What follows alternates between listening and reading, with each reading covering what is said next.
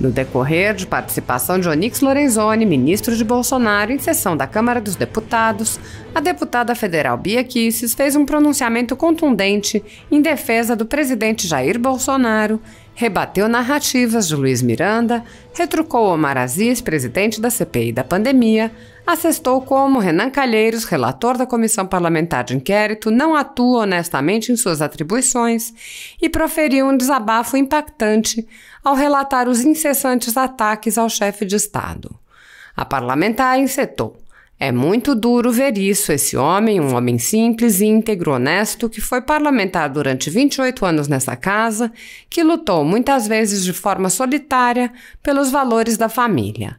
Que o presidente se recupere e o povo brasileiro possa contar com o vigor, a força desse homem. Desde o primeiro dia deste mandato, ele não teve um dia sequer de descanso.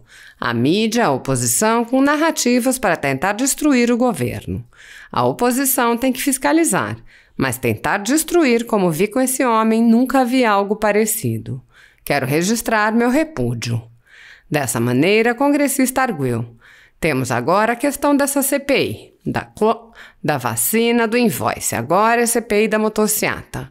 Omar Aziz, o presidente da CPI, acusou o nosso presidente de ser motoqueiro. Está faltando assunto para atacar nosso presidente, no mínimo. Todas as narrativas têm sido desconstruídas." Ademais, Bia Kicis rebateu Luiz Miranda e, no ensejo, fez severas críticas a Alexandre de Moraes, ministro do STF. Convocaram Onyx para tratar de uma ameaça ao deputado Luiz Miranda. Pedir abertura de investigação não é ameaça. Se fosse, eu seria a primeira a dizer que estou sendo ameaçada por um ministro do STF que já abriu 2 investigações contra mim e contra outros parlamentares. Com os presidentes anteriores, o brasileiro era vítima da corrupção, pois corrupção mata. Tudo que o deputado Luiz Miranda falou foi desconstruído pelos fatos. Pessoas envolvidas, ata da perícia, ata notarial. Tudo desconstruiu a narrativa. Tem que ser investigado sim, pois queremos saber a verdade. A CPI já se tornou uma CPI circense desde o início. Começou com o relatório já pronto. É como quando se faz uma pesquisa e já se sabe o resultado. Quero uma conclusão e vou buscando elementos para fundamentar o que já quero encontrar. Como mulher, quero protestar contra o desrespeito com que foram tratadas 2 médicas nessa CPI. Isso é uma vergonha. É uma narrativa para destruir o presidente Jair Bolsonaro." Assista. E é muito duro para nós assistirmos a isso, vendo esse homem, um homem simples, um homem íntegro, um homem honesto, um homem que foi parlamentar durante 28 anos nessa casa, que lutou muitas vezes de forma solitária, pelos valores que, como meu colega, deputado Éder Mauro, citou ali, valores da família, valores cristãos, cuidar das nossas crianças, impedir doutrinação, posse. E Vossa Excelência, ministro, estava aqui ao lado dele, compartilhando de muitos desses momentos no parlamento. Só posso desejar que o presidente se recupere logo para que a gente possa ter esse conforto, o povo brasileiro possa contar com o vigor, a força desse presidente, desse homem, que todos os dias, desde o primeiro dia do seu mandato, não teve sequer um descanso. É a mídia, a oposição, a gente já espera isso, né? O papel da oposição, porém, é claro que sem os exageros que a gente vê, que são narrativas, para tentarem destruir uma pessoa e um governo. Isso também não é uma oposição digna, né? A oposição digna, ela tem que fiscalizar, ela tem que cobrar, ela tem que criticar, mas tentar destruir uma pessoa, como é feito com esse homem, eu nunca vi nada parecido. E eu quero registrar aqui o meu repúdio a tudo isso. E nós temos agora essa questão dessa CPI, que já foi a CPI da vacina, a CPI do invoice, a CPI agora da motociata. Porque o presidente da CPI acusou o nosso presidente de ser motoqueiro. Não é? Então, está faltando assunto para acusar o presidente. No mínimo isso. Porque todas as narrativas têm sido desconstruídas. E como o caso aqui é a questão, né, a convocação foi para tratar de uma ameaça, uma suposta parecer uma ameaça ao deputado Luiz Miranda, eu quero dizer que pedir abertura de investigação não é ameaça. Se fosse, eu seria a primeira agora a dizer que estou sendo ameaçada indevidamente por um ministro do Supremo Tribunal Federal que já abriu 2 investigações ilegais contra a minha pessoa, outros parlamentares e outras pessoas, jornalistas, empresários. Então, embora seja ilegal e inconstitucional o que estão fazendo conosco, não é ameaça. Mas, com certeza, no seu caso, nem disso se trata, porque o que Vossa Excelência fez foi encaminhar para os órgãos competentes. Então, tudo dentro da lei. E Vossa Excelência está fazendo o seu papel de ministro, defendendo honrosamente um governo que é um governo com quantos dias? 900? Quantos dias sem corrupção, ministro? Já são? 31º mês sem corrupção. O brasileiro não estava mais acostumado com isso. Era um caso de corrupção, talvez, por semana. O brasileiro, ele, infelizmente, o brasileiro, né, ele era vítima, porque somos vítimas da corrupção, porque corrupção mata. Inclusive, eu gostaria então de perguntar a Vossa Excelência quais foram as providências tomadas no caso do deputado Luiz Miranda e seu irmão, o que o levou, quais os fatos que o levaram a tomar essa providência de pedir investigação. Eu gostaria de entender melhor isso. E dizer que, no caso que ele mesmo citou aqui, de que ele teve uma conversa a portas abertas, com a presença do senador Marcos Rogério, da senadora Soraya, com o presidente e o relator da CPI, isso, que eu saiba, não é verdade.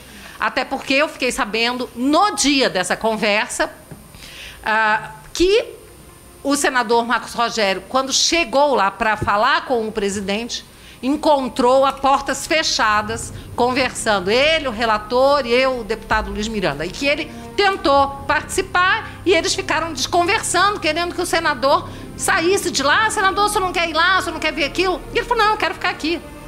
E disse que a postura do relator e do presidente era quase de estender um tapete vermelho para o deputado Luiz Miranda, naquele momento.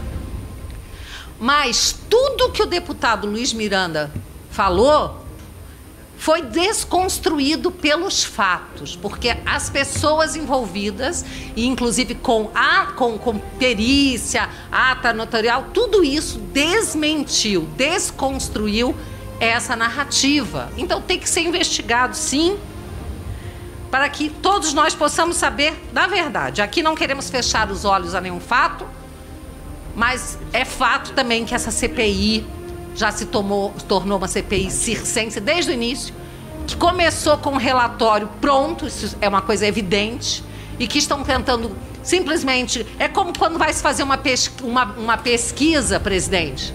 Eu estou usando também o tempo de liderança, aqui dividindo com o meu colega. É quando se faz uma pesquisa e se já sabe o resultado. Eu quero chegar a tal conclusão. Então eu vou buscando elementos para fundamentar uma resposta que eu já sei que é aquela que eu quero encontrar.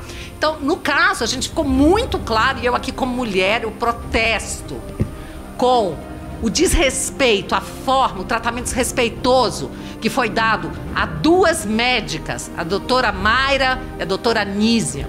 E eu não vi por parte de outras mulheres, e aqui eu vou fazer uma ressalva à senadora Leila, que se posicionou contrariamente ao desrespeito a essas mulheres. E eu quero dizer que isso é uma vergonha, a gente assistir o parlamento tratar 2 mulheres médicas honradas dessa forma como foram tratadas por aquela CPI, apenas porque elas não sustentam a narrativa. E no final, também, o doutor Francisco Cardoso e o doutor... como era o nome do outro? Doutor Ricardo Zimmer. Deputada Bia, que também, simplesmente, o relator se levantou, deu as costas e não quis ouvir o que eles tinham a falar, simplesmente porque eles não iriam alimentar essa narrativa que está sendo feita para destruir o presidente da República. Agora, eu peço, pelo menos, coloque um pouco a mão na consciência. O presidente agora pode estar sendo operado por conta de uma f***ada que ele levou, porque ele é humano. E eu pergunto, novamente, quem mandou matar? Quem mandou, mas não conseguiu, graças a Deus? Quem mandou esfaquear? Porque a intenção era matar, mas não conseguiram. Quem mandou esfaquear Jair Bolsonaro? E por quê? Não se consegue sequer investigar essa questão. Muito obrigada. Deputado Adel de Brito. Senhor presidente, primeiro desejar de maneira muito sincera o pronto restabelecimento do senhor presidente da República, que foi colega nosso aqui do parlamento. A nossa divergência é uma divergência política, isso está muito claro, assim como tive inúmeros embates com o deputado. Eu queria saudar aqui ao presidente Áureo Ribeiro, dessa importante comissão, da qual já fiz parte no passado. Saudar aos deputados que estão presentes aqui presencialmente, nesse plenário da Câmara dos Deputados, deputado João Campos, deputado Gaguinho, deputado Zé Nelton, e dizer que estou aqui aceitando esse convite que me foi feito pela comissão, com absoluta tranquilidade, para poder trazer aqui toda a verdade, né, sobre os fatos que estão acontecendo e que motivaram, né, uma manifestação recentemente e que daí para frente há uma situação de interpretação em relação às manifestações que haviam sido feitas. Então, presidente, quero então dar início a uma brevíssima explanação inicial. Estou aqui com uma série de documentos para poder apresentar aos parlamentares, para poder dirimir toda e qualquer dúvida. Saúdo o deputado Léo de Brito pela sua chegada aqui no plenário da comissão. E inicio aqui, então, com muita honra de estar nessa casa, aonde completo meu 5º mandato consecutivo, somados aos 2 de deputado estadual.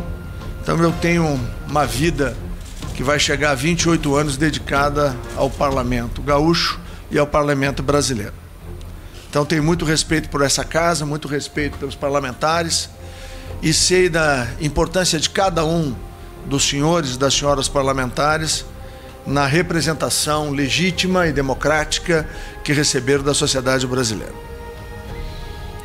Primeiro, queria relatar que, conforme amplamente noticiado pelos veículos de comunicação, o deputado federal Luiz Miranda e o servidor público Luiz Ricardo estiveram em uma audiência no Palácio da Alvorada com o presidente da República no dia 20 de março de 2021. 95 dias depois, eu vou repetir, 95 dias depois, o deputado Luiz Miranda foi até o canal de televisão CNN em 23 de junho, então bastante recente, presidente, a fim de revelar fatos, na nossa compreensão, absolutamente inverídicos, relativos à contratação da compra da vacina Covaxin pelo Ministério da Saúde. Diante de uma conduta que, no nosso entendimento, não foi proba, nem prudente, do deputado Luiz Miranda, esse ministro de Estado, dentro daquilo que determina a legislação e no estrito cumprimento do dever legal, fui designado pelo governo, através da Secretaria de Comunicação, para esclarecer os fatos à população brasileira. Todos lembram, foi um ataque violento, uma peça eivada de acusações e, inclusive, insinuando cometimento de ilegalidades ou irregularidades a membros do governo ou ao próprio presidente da República. Rememore-se que a conduta reiterada do deputado Luiz Miranda de imputar supostas ilicitudes em autoridades públicas sem o devido lastro probatório pode se amodar, hipoteticamente, ao tipo penal contido no artigo 339 do Código Penal, que, como Vossas Excelências sabem, é a denunciação caluniosa.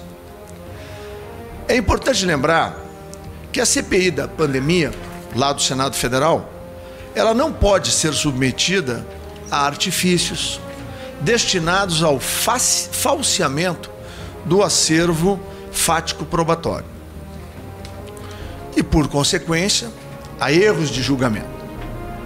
Logo, a referida entrevista do referido deputado à rede CNN também foi comunicada pelo ministro-chefe da Casa Civil ao ministro de Estado da Justiça e Segurança para que tomasse as devidas providências.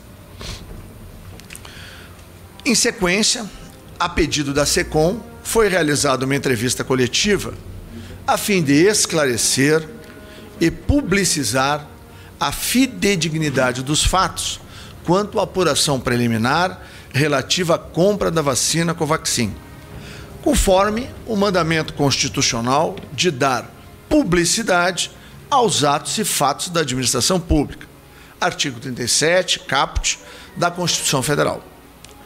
Assim como o direito do governo federal de utilizar da prerrogativa contida no artigo 2º da Lei do Direito de Resposta. Abre aspas.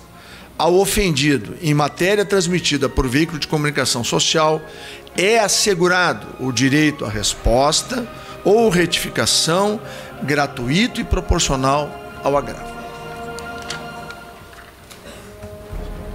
Cabe ressaltar ainda, e saúdo o deputado Sola, que chega aqui, cabe ao Poder Executivo, portanto, dar ampla publicização aos atos administrativos, ou aos atos políticos, ou às decisões governamentais, de tal forma que haja total transparência e clareza dos atos da gestão da administração pública.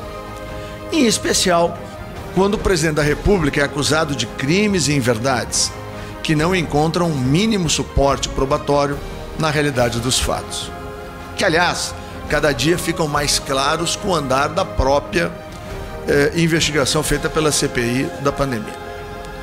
O dever estatal, portanto, senhores parlamentares, é, simultaneamente, direito fundamental do cidadão de ter acesso às informações governamentais, conforme as premissas estabelecidas, quer na Constituição Federal ou então na Lei de Acesso à Informação.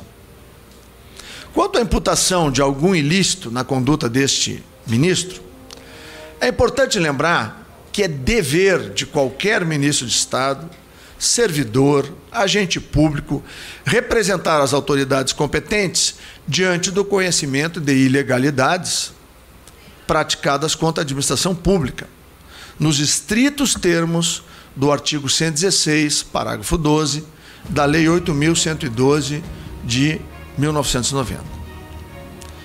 É importante destacar que a Lei de Abuso de Autoridade, assim como o STF e o STJ, vedam a incriminação do agente público com base no suposto crime de hermenêutica, dispondo que a divergência na interpretação da lei ou na avaliação de fatos e provas não configura abuso de autoridade, nos termos do artigo 1º, parágrafo 2º, da Lei 13.869, votada no recente ano de 2019.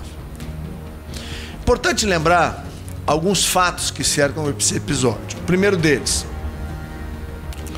não foram encontradas nenhuma ilegalidade em relação ao contrato. Segundo,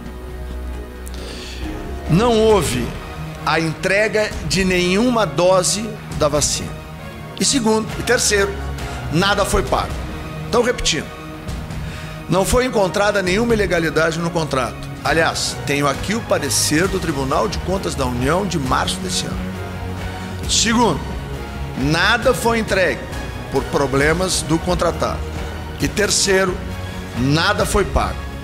Portanto, nós falamos aqui de fantasias, narrativas, criações fantasiosas. Nós não falamos de fatos, que têm um único objetivo: tentar afetar, desgastar a imagem do presidente da República e do governo federal. Qual o objetivo que teve o referido parlamentar ao ir na televisão acusar o presidente da República de um suposto crime que não existiu? Por tudo que está provado. Não há irregularidade no contrato, nada foi adquirido, nada foi pago. Há apenas uma narrativa. E por que fazer isso 90 dias depois de que o seu irmão e o próprio parlamentar sabiam que desde o dia 24 de março estava comprovado, deputado Aloysio, a plena e clara legalidade de todos os atos? Se fosse logo após, eu até poderia compreender dúvidas, inseguranças. Agora, 90 dias depois, com todo o episódio acontecido, o que foi a motivação? Essa é a grande pergunta. E, por isto, a reação que era dever do governo fazer, deputado Léo, para poder bem esclarecer a sociedade brasileira. Por último, lembrar que muitos têm discutido sobre a palavra invoice. Invoice é uma proposta, não é nota fiscal, não gera nenhuma obrigação. Aquela área que era atendida pelo servidor público, que é irmão do parlamentar, ele não tinha poder para assinar nada, para mandar pagar nada, para mandar comprar nada, ele apenas recebia uma proposta. E quando é que se materializa a situação comercial? Ela se materializa apenas quando se emite a licença de importação. E a licença de importação, ela só consegue avançar quando ela é definida por um outro órgão chamado Anvisa, coisa que não estava nem na área de competência, muito menos nas atribuições do servidor que foi citado nesse episódio. Então eu concluo aqui apenas para permitir que os parlamentares, os autores do requerimento, que aqui está, os subscritores, possam fazer todos os questionamentos para que a gente possa, então, num diálogo aqui franco, claro, verdadeiro, poder dirimir toda e qualquer dúvida e poder fazer todo e qualquer esclarecimento. Agora, eu tenho a perfeita convicção, senhor presidente, que nós vamos aqui deixar esclarecido muitas coisas que estão nebulosas por conta de uma narrativa repetida milhares e milhares de vezes, suportadas por uma parte da imprensa brasileira que tenta misturar o que é feito no atual governo com o que era feito como prática em outros governos. E isso eu quero reafirmar que no 31º mês do governo do presidente Jair Bolsonaro, sem nenhum cargo de corrupção, nós vamos continuar avançando para o 32º, até chegar ao final deste governo e do próximo governo. Obrigado, presidente. Com a palavra, autor do requerimento, o deputado Léo de Brito. Senhor presidente, Auro Ribeiro, parabenizando mais uma vez pelo papel que Vossa Excelência tem cumprido aqui nessa Comissão de Fiscalização Financeira e Controle. Senhoras e senhores deputados aqui presentes, as pessoas que estão nos acompanhando. Primeiro, saudar